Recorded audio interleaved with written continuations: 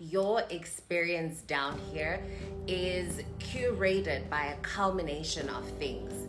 The first one would be, what is your soul meant to learn in this lifetime? What are you here to embody? What are you here to be reminded of in this life? What are you here to walk in the remembrance and the reminder of? Your life is also curated by your life's experiences, right? The way in which you move, the way in which you are shaped in this lifetime has everything to do with where you come from.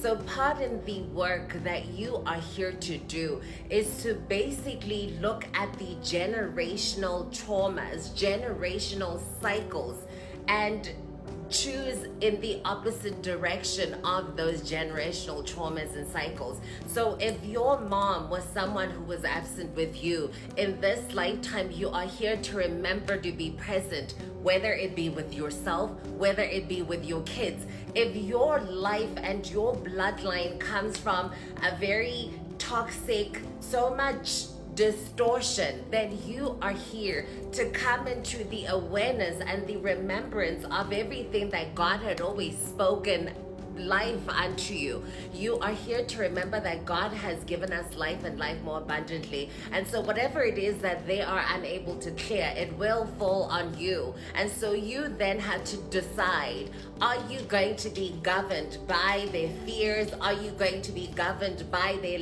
limitations? Are you going to be governed by what they could not clear?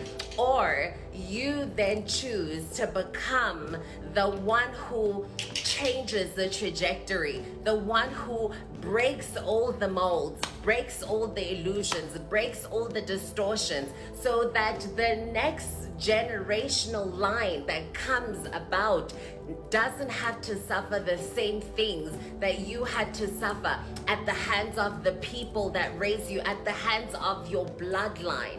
And so this is the second thing. The third thing was to always remember that you are made in the likeness of God. You are here to remember the likeness in which you were created. You are here to remember the likeness in which God had always intended great plans for you. And so a lot of people get stuck at different levels of their lives, and I want to tell you why, or I want to bring about an awareness as to why.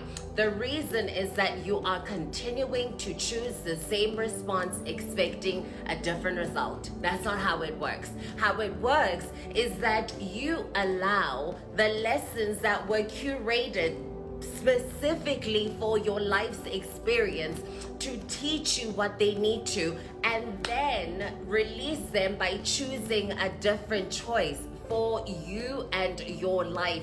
And what I mean by this is that, honey, this is also about identity work. This very much ties into the identity in which you get to see yourself.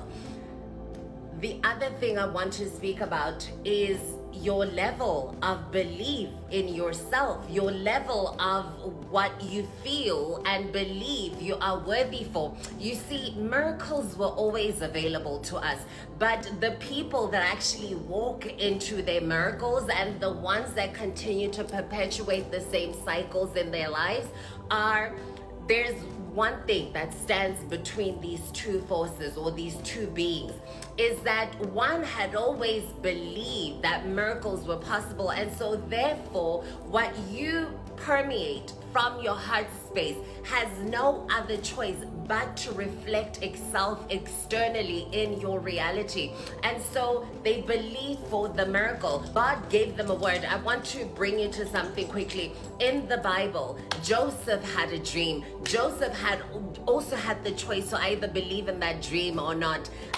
Abram had a word from the angels that were appointed by God to send a message to tell Abram that, Abram, you are going to have a child. It was unto Abram to believe whether what that word that came from God was something that he would believe in or not. So it is not that God never speaks.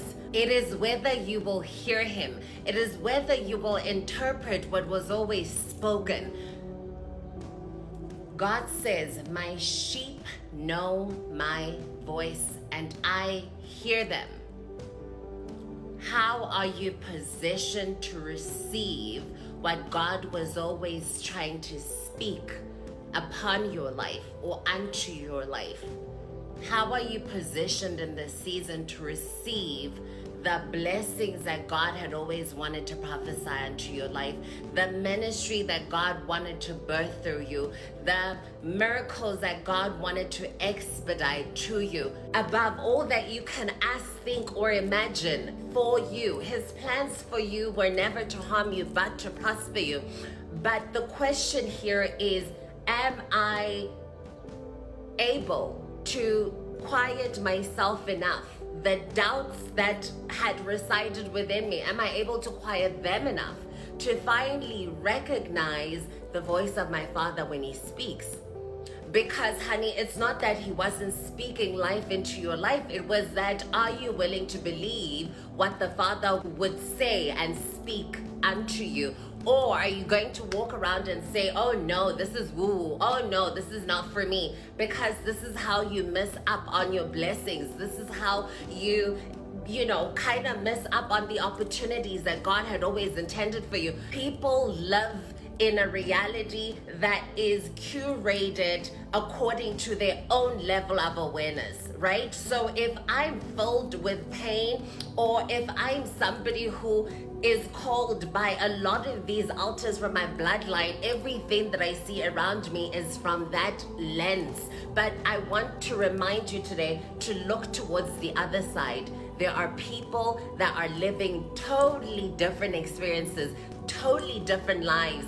And it doesn't take away from the things that you have had to endure at the hands of this bloodline or at the hands of your lack of knowledge. But I want to remind you that the choice to remain the same was always yours. Whether you are going to do something about it or you are going to remain the same is always a choice that is afforded to you from your free will. So think about this today. Think about what it is that you want to put out. Think about what it is that you have been taught from your life's experiences. Think about all of the moments that you have chosen in the direction of those generational traumatic cycles. And don't be hard on yourself. The first step to healing, or the first step to seeing something, is awareness, right? Awareness to see it and then surrender it. And by the way, my messages speak to people that are open to receiving knowledge from the Holy Spirit, receiving guidance from God. Because see, everything that moves through me is because God had taken me on routes. When the dust finally settles in your life, you are able to see what God was always trying to say to you. And so I remind you today, don't allow the thief of comparison to steal your joy, to steal what it is that you were meant to birth in this lifetime. But you're too terrified because you're looking at other people and comparing their middle part of their journey to your beginning. Don't do that. Honey, it is your path. This is your journey. Focus on you. Allow God to be the light unto your path and illuminate your way forward.